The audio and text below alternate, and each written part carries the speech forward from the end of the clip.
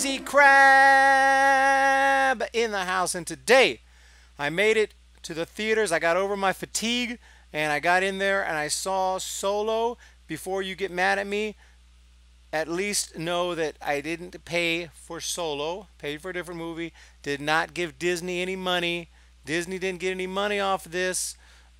If they want to sue me for the $4 that the matinee cost, then feel free, Disney, to sue me for $4.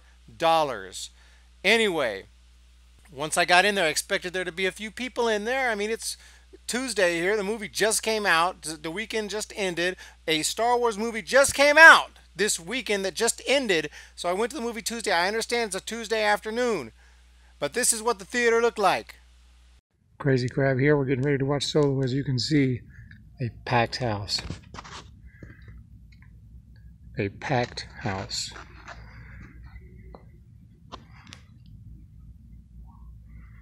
Yep. This is going to be awesome. Okay, so I took that little video for everyone. This is going to be the non-spoiler review. Let me just get straight to it. The movie and oh gosh, let me choose my words carefully here. The movie fucking sucked. No, just real talk though. It wasn't that good to me. Of course it's better than The Last Jedi. If anyone wants to know that right offhand, yes, it's better than The Last Jedi. And yes, broccoli tastes better than my vomit. But it wasn't that good. And I will get into real details tomorrow when I start working on my spoiler review. And we'll get into everything. Oh, by the way, if you were wondering about Lando and all this pansexual stuff, I'll just let Lando tell you for himself. Everything you've heard about me is true. I don't think that's much of a spoiler. We pretty much have heard about the pansexuality going on. Let's get to Han Solo. Han, the actor, the new actor who plays Han, well, he read the script. He did the best he could. He got hired for the job, so I'm not trying to hate on him. But yeah, it's not the same.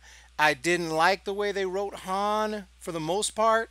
Didn't really buy it at all. There may be a time here or there where you're like, oh, I see him. Oh, it looked like him for a second there. Or when you hear him, like, oh, I think I heard some Han there. You know, but 90% of it is not Han Solo. And the other 10% is just kind of close. I get it. He's just portraying a character. It's not Harrison Ford. I get it.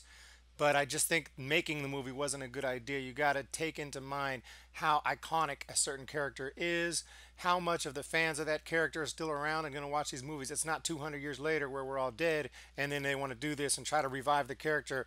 Go for it. But right now, I don't think was the time for this, but it's done. It's out, so I got to talk about it. Lando, I can't say the same for. Lando, there are a couple of points, especially when I first hear him talk. I'm like, holy crap, Billy D. Williams? Like I heard him. I heard Lando. He really got like the inflection and the cadence down. You know, no two voices are exactly the same. You only try to get as close as you can. But when you get that inflection down and the cadence and the way they talk, right, and the flow, that's really what counts. And he really did a good job. Donald Glover, that is, he did really well. Not that I love the way that Lando was written either, because I don't. I didn't like the way they wrote Lando a lot. I don't like the way they wrote Han a lot. I don't like the way they wrote a lot of this movie. And it did kind of feel like a movie that was pieced together, that was rushed, and it's kind of all over the place. It's clunky. I was hoping for kind of a movie that was its own thing, that takes place in a different part of the galaxy. You know, we're not looking at Jedi and Sith. We're not looking at that. Not necessarily the Empire versus the Rebellion. We're going to get off all that, and we're going to look at a kind of a heist movie. We're going to look at Han Solo as a young man and see kind of some of his early adventures and things like that. Yeah, Chewie's going to be there. And really, they didn't really do that as much as I hoped. I kind of acted like they were at times. It started like it was going to be that way, and I got excited, but it didn't really go in that direction. They tried so. There's so much fan service in this movie. This is like the prequels all over. I mean, except they're just trying to tie in everything they can, every chance they can. Oh, let's do, you know, whether it's natural or not, whether it feels right or not, we're going to do everything we can. It was just worse than I thought. I mean, so many tie-ins, so many lines that they're trying to tie into the originals, and that's not how life really works. You know, that's not how, you know, how things like, I'll just use an example from the prequels that I think Obi-Wan one time said to Anakin, "You're gonna someday you'll be the death of me." Ha ha ha ha ha ha ha ha ha ha ha ha ha. Oh, because someday he's gonna kill him. I get it. That doesn't happen in real life. Like if there's a human being out there who's someday going to murder me, I highly doubt that he's ever going to say someday you'll be the death of me. Those things don't happen in real life. Those only happen now just to, I don't know, I guess give us some kind of a warm fuzzy feeling like, oh, I see, I get. That doesn't work, at least not for me. I don't want any of that. I don't need those tie-ins, and there's so many of them in this movie. There's so much fan service in this movie. So yeah, that's not really good. The droid, we pretty much know. We heard about it already, that the droid fights for droid rights. It's not so much that it's inconceivable that there could be a situation in Star Wars, in the Star Wars universe, where droids actually start to fight for droid rights because they are so intelligent. I mean, it's not a big surprise that that could happen, but it's a kind of a combination of, yeah, we already know the deal with the SJW thing, and so didn't think this was the right movie for it, but they shoved it in there anyway.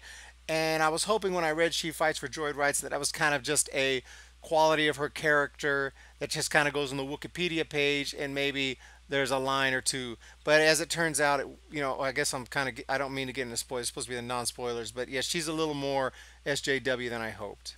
That's all I'll say here. She's a little more SJW than I hoped. Matter of fact, she's completely SJW. She is an SJW. I'll just say it. She's an SJW. She's straight up. She's the droid version of Kathleen Kennedy, more or less. So it's really weird. But anyway, yeah. So we already know about the droid.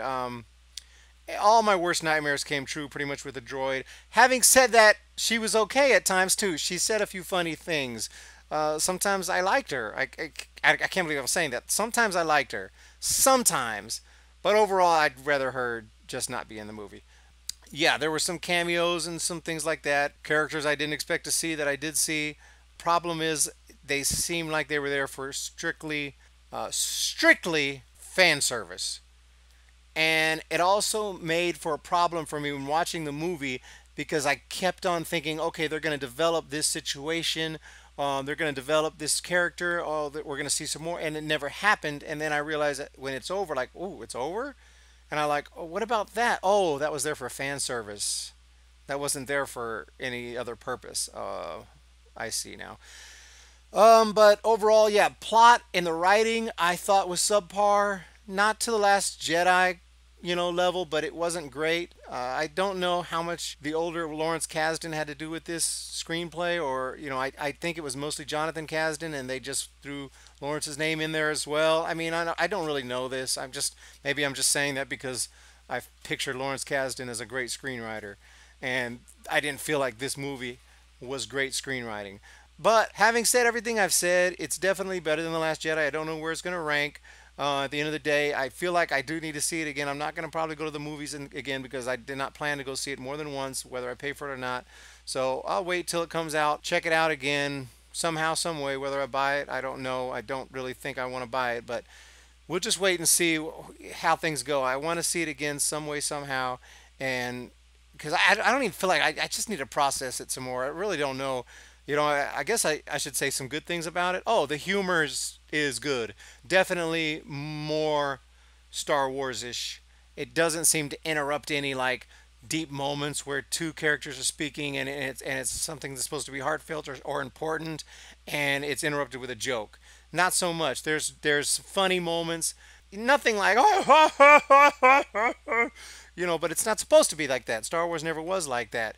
So I appreciate they didn't try to be like that. And I think that's probably why they removed those directors. So I think Ron Howard's version is a heck of a lot better than it would have been without Ron Howard. But there was only so much he can do. It's not his screenplay. He just goes in there and directs it. He's got some nice shots. I mean, nice visuals. I love the feel of it sometimes. The kind of grittiness, the kind of, the way it starts out, the first few scenes I'm really into, but then it starts skipping scenes. It just moves so quick at the beginning. Like, it felt like they made a 4-hour movie, like, oh, we don't have time for it. We need to cut these scenes down, but we need to have them, so let's just have them in there, and they're real short, and boom, boom, boom, it moves fast. Like, before you know it, like, what the heck? That was like a blink of an eye. I'm supposed to, and you never really get into it. You never really get the feeling. The magic, one of my favorite YouTubers made a video saying the magic is back, baby. Solo. and I didn't really agree when I watched it. I didn't feel like the magic was back at all. I didn't feel any magic at all in that movie. Really, it was actually a little worse than I expected. I'll be quite honest here.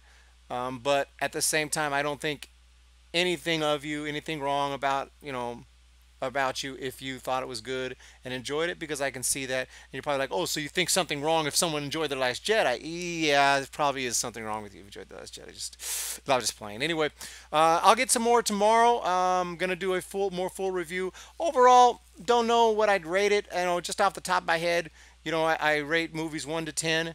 And I don't know. This one's gonna get probably 4 or 5 something. I'm not really sure. Something like that. It could go down to a 3 even. I really need to think about it some more and let it process.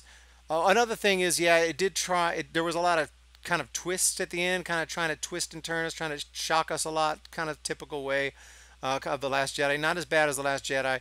This one, just kind of in The Last Jedi, I saw it coming. I saw the twist coming before they hit. It was just they weren't very creative. They weren't creative at all. That's one thing that's missing in Star Wars of today is creativity. I don't see it much anymore, and I definitely didn't see it much in this movie. Every chance they had to borrow something from the old movies, they borrowed something, and not in a tone way, if you know what I mean. I love it if you borrow the tone of the previous movies and the feel of the previous movies. The humor they kind of did it good with, things like that. But when they borrow specific references of specific things, specific shots, I'll get to in the spoiler review, that I don't like. Don't do that. You don't need to do that. We don't need that. We don't need that fan service. I didn't need it in the prequels, and I don't need it now. And this movie was, I think, fan service heavy, and overall, not good. The plot was 100 times better than The Last Jedi, but still, I thought not great. Not great. I thought a lot could have been better in this movie. Maybe maybe I'll think better of it after a good night's sleep. But I wanted to get this out and at least say something about the movie and get a little non-spoiler. Overall, disappointing, but not like I'm horribly disappointed and shocked or anything like that. Kind of with Han Solo. Kind of with Han Solo. They felt like they made him. Let's just say I can definitely picture Ivan Ortega who's the person who's editing The Last Jedi and fixing it up and making a new. If you haven't already heard, check out his channel, Ivan Ortega. But I can definitely picture Ivan Ortega when he gets to this movie.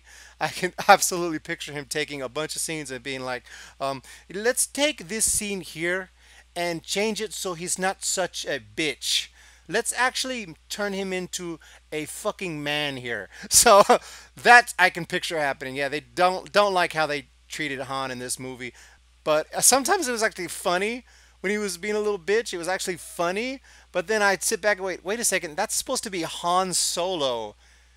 That's not Han Solo. So thanks guys for joining me. I'll have a bigger, longer, and more spoil review coming. I'll start working on that tomorrow. Hope. And by the way, yeah, if you haven't noticed, I got a kind of a new intro, new outro, new look to the channel. Trying just to get a little more Star Warsy look to the channel. Something more cool. I hope that more something that some of my subscribers recommended, and so I appreciate your recommendation. I'll take any kind of advice, any kind of criticism, whether constructive or not constructive. It's all good. Thanks, y'all. Have a great day.